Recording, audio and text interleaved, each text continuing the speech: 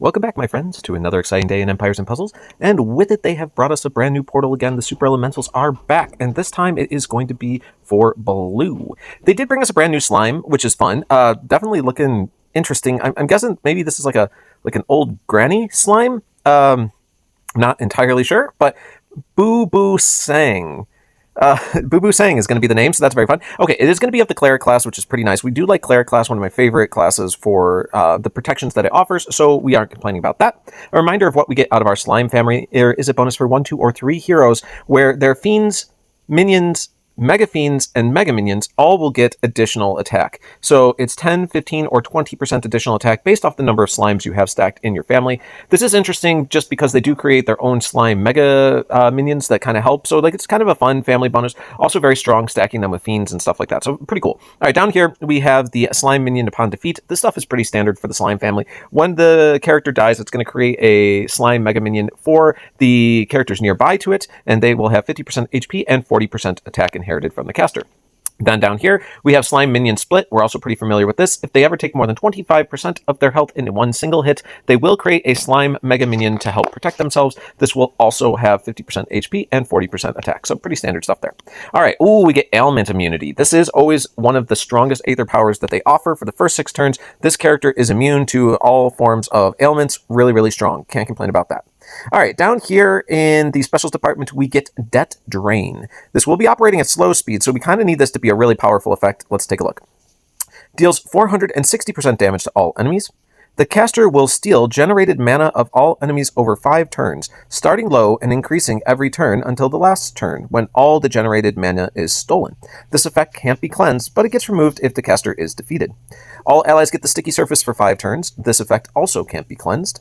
And it says it steals 1 random dispellable buff or growth effect from an attacking enemy. Okay, so a lot to unpack here. First things first. This, in my opinion, is clearly designed as a defensive tank character. Just the way that it's set up, I think on an offensive team, you're not going to get the full benefit of what this character does operating at slow speed. It's just going to probably affect the fight later than you'd like it to. But on defense, you can think of this character similar to maybe a Fergus or a Bernadette, right? Where even though they are slow, if you put them in the tank spot on defense, they're going to be getting a significant amount of tiles that toss into them, and that slow special can go off faster in the fight than you might expect, especially if there's unexpected cascades, etc. that occur. So just understand that I think the real benefit of this character will be defensively as a tank.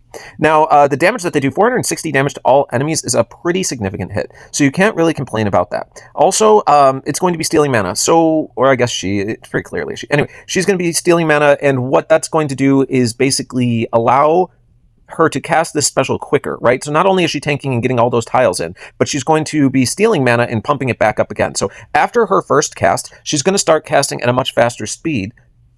Then she's going to be casting at a much faster speed than the normal slow effect. So just keep that in mind. And then also, on top, we're dealing with the fact that this character is going to be pushing the effective system of defense. So in other words, what I mean by that is that yes, you're going to want to try to kill this person, right? But they are a cleric class, so they're going to be protecting their mana, right? So you can't really cut their mana guaranteed because of the cleric effects. They also have ailment immunity, so you're not going to be able to stack debuffs on them to try to get the kill before this character goes off. And then, if you're hitting them with strong enough direct damage, they're also creating the slime Mega Minions. So the way that this character is designed, it's going to be hard to kill them before they're able to effectively push out that special on defense. So with that in mind, you really need to understand that's the pivotal role that I think this character is designed to fulfill. She's also giving the entire team sticky surface for 5 turns, and this can't be dispelled either. So you can't even cleanse off this person's effects. The sticky surface is then going to allow your team to steal the buffs from the opposing side each time you're hit. So just a lot of really effective systems are being put into play with this character in a defensive tank position that's going to make her absolutely frustrating and annoying, especially if people have overinvested in the new the new characters from the temple summon, right, that do the growth boons and all that fun stuff, right? So basically she's going to be stealing, or actually a whole team with the sticky surface is going to be stealing growth effects as well. So just understand that there's a lot of counters, a lot of good things designed around this character, and a very strong hit that will be operating at a relatively fast pace on defense. So all of that, I have to give a rating. Like, I understand, I talked a lot about it, but I think it's because you need to explain the nuances of how this character works before you understand how powerful she might be as a defensive tank. So let's go ahead and give her a rating. I'm going to say,